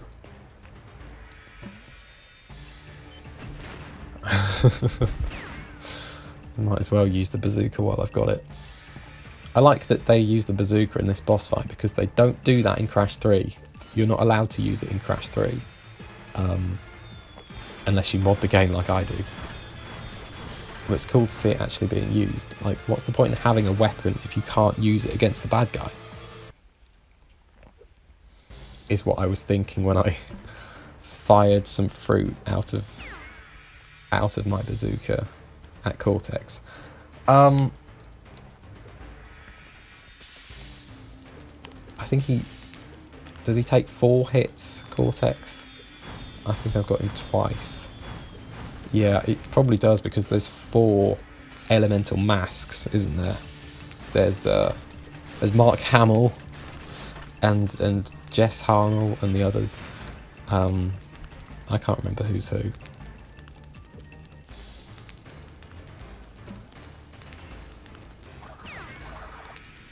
I don't think you can use an Aku Aku in this level because, like in the final boss of Crash 3, Aku Aku is like part of the fight. He comes down to attack Crunch or something when he's vulnerable, I don't know.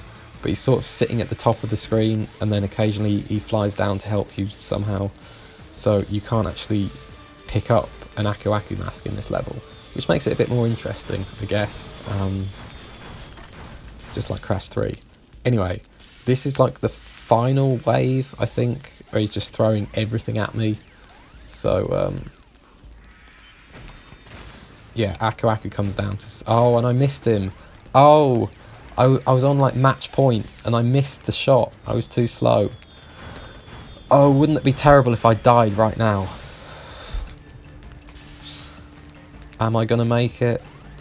Oh, the suspense is killing me, even though I recorded this and I know exactly what's gonna happen. It's really dramatic music. I do like the music in this game.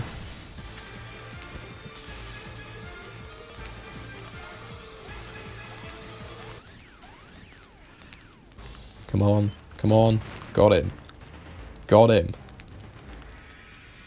I think this is the last hit. Yeah. The camera zoomed in, so this must be an important moment. I got him. Cortex is dead. Crunch and Crunch have defeated him. And who the hell is that orange guy in the background?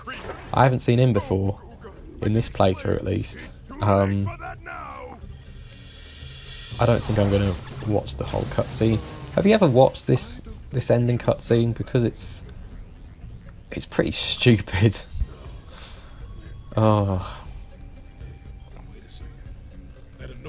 I don't know what's happened to Aku Aku. I don't know if that's a GameCube thing or if I did that, but oh, Crash looks so stupid in this game. So does Cortex. Basically, Crunch is the only character that actually looks cool in this game. Oh.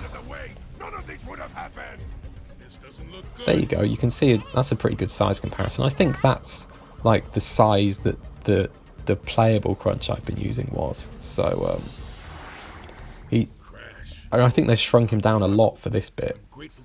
He changed his size quite a lot. But I don't think I'm going to watch the rest of this. So I will rejoin you when I'm into the first of the secret levels, nighttime, I think. Oh, but before that, in case you were wondering what happens in the credits, this.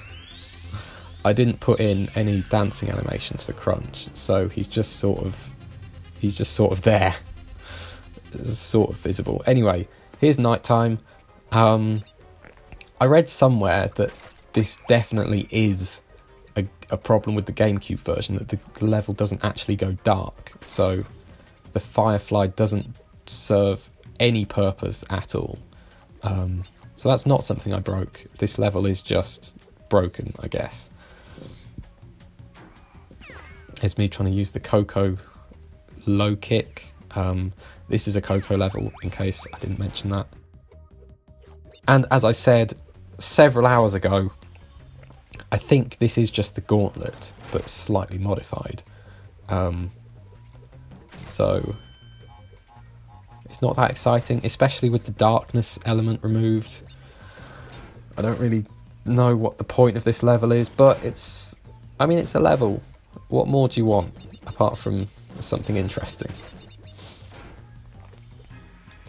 I think this is the only, like, normal platform level in the 6th warp room. It's alright, I guess.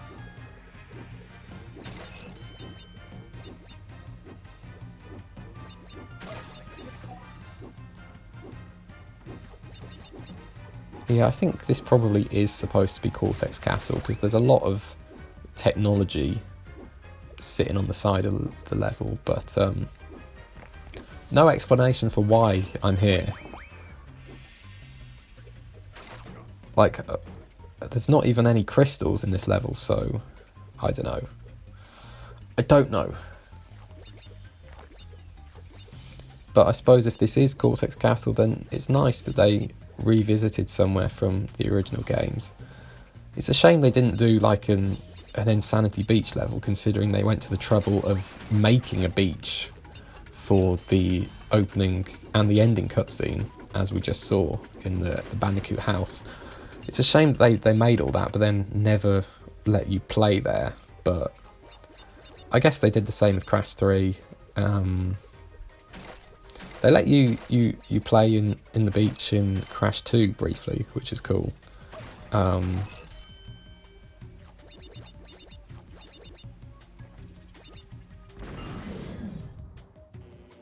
You can get to Insanity Beach in the final boss of the Insane version of Crash 2 if you really want.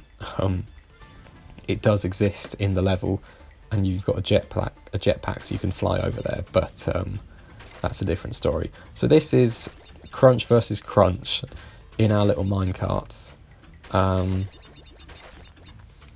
It's an interesting level, I guess. It's a good way to reuse the minecart thing from the first warp room. There was a few times when I died because I wasn't sure how big my hitbox was. Like, there's a place where you go between a couple of stacks of nitros, and I got killed every time because it looked like if I just stayed still without leading, I'd be too close to them because of how big Crunch is, but it turns out it is safe.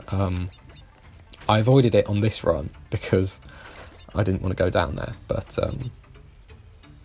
I don't really know how this works, like how the race works. I don't know if the other Crunch's route is randomised or if it's the same every time. I don't know. I just think I won the race. I got in front of him there. Yeah, see, I tried to lean away from that tower of nitros, but I leaned into the nitros at the side. What you're supposed to do is just stay still, and then you won't hit any of them. I wonder if I'm going to find that out on this run, or if you've got to watch me die a few more times first. So the other Crunch is, the normal Crunch is the one at the front, if you couldn't tell. His cart doesn't tip when you lean, which is why it looks a bit weird when I do it. My cart tips, but he doesn't, so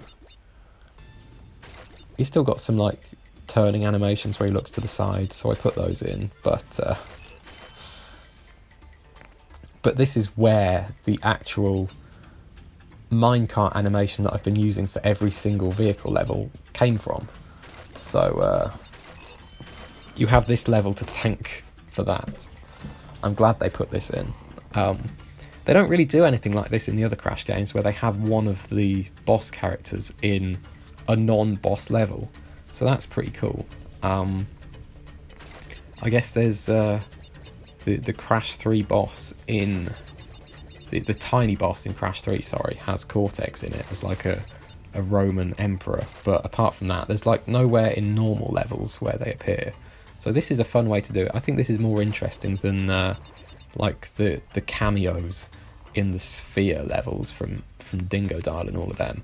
I think it's cool that they used them for the Jeep race, Smokey and the Bandicoot. It would have been fun if they'd done that for the bike levels in Crash 3. Like, I'd love to see Tiny on a motorbike,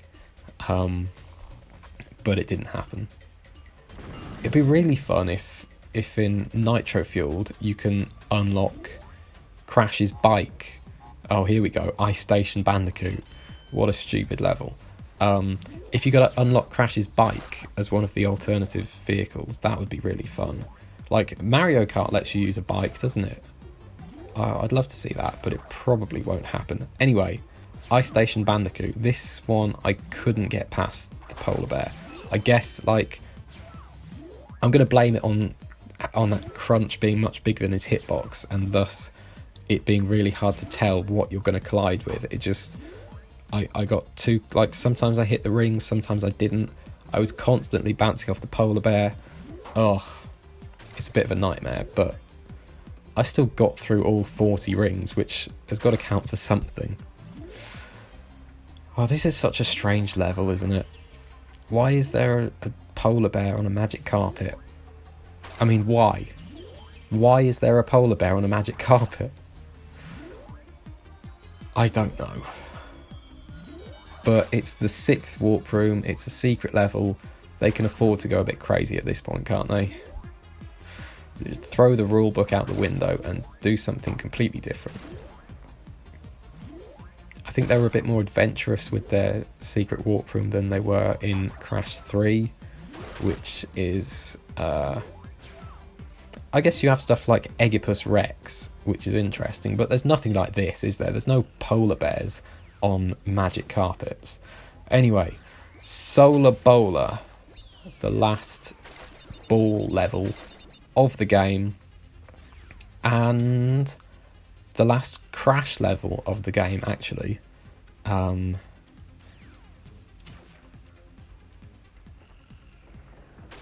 mean, I guess it's interesting. I don't know how Crunch is breathing, but he managed all right when he was sitting on top of Coco's spaceship, didn't he? So he'll be okay. I got a bit confused here because I didn't think it was that clear that those holes are things you're supposed to go down and not like things that are going to kill you. But I worked it out.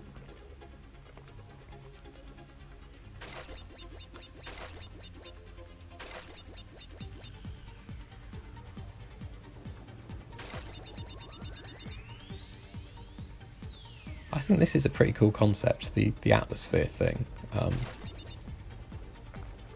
I really like the way they worked it into the story, like without it feeling out of place in Twinsanity. And I guess actually they even use this for Crash the Titans as well. If you think about the Rhino thing, what's it called, a Rhino roller or something, where you can like curl up like an armadillo and roll around, and Crash sort of runs on top of it. That's a cool idea. I do think that's a good idea, but generally Crash of the Titans is disappointing. I mean, not like there's nothing disappointing about this game. I've complained enough about it, but you know, I think this is better than Crash of the Titans. And here we are at the final level. After 2 hours of watching this footage, I can finally have some food in a minute. I don't know how long my total playtime was, because like the loading times were hell when I was playing this. I've read that the loading times in the GameCube version are better than the PS2 version, but like not in my experience of emulating it anyway. I'd say it takes at least a minute to load a level in Dolphin, on my computer. And PCSX2, bearing in mind I'm running my own platinum version of the PS2 game in that, but it's like a few seconds, less than 10 seconds definitely, to load a level. So I don't know why the loading times are so slow on this. You'd think, considering I'm emulating it and I'm running the game from a hard drive rather than a disc or a cartridge or whatever it is that GameCubes use. Normally running a game from a hard drive speeds up the loading times considerably, but this is really slow. So I wouldn't be surprised if I'd actually cut out like a full hour of footage, which is just loading times, and that's not an exaggeration. But yeah, this is one of those levels that I think is a bit like the Traveller's Tales Lego games, and it's interesting, I guess. It's something a bit different. It's nice and festive, which is really what you want in the middle of February, isn't it? I suppose this is like the most Christmassy Crash level there's ever been. So this is what you want to do on Christmas Day. Next Christmas, I'm going to be playing this all day because it's nice and festive. What am I talking about? I've been watching myself play The Wrath of Cortex for 2 hours, and I've gone a bit Coco.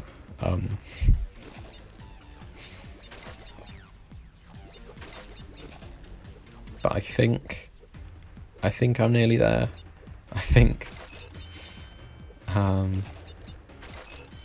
it would have been cool if they'd done like a snowboarding race level, like the Jeep or the minecart thing that I just did, but with the snowboard instead. That would have been fun, but they didn't, so that's it for the snowboard. That's it for Crunch Bandicoot, The Wrath of Cortex.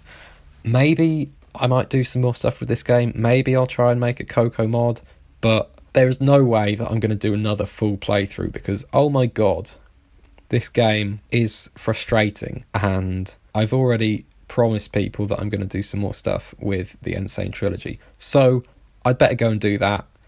Thanks for joining me on this adventure if you sat through the whole thing. Thanks especially if you listened to the whole thing. I hope it wasn't as painful for you as playing this game was for me. That's it. That's Crunch. That's the end. Thanks. Goodbye.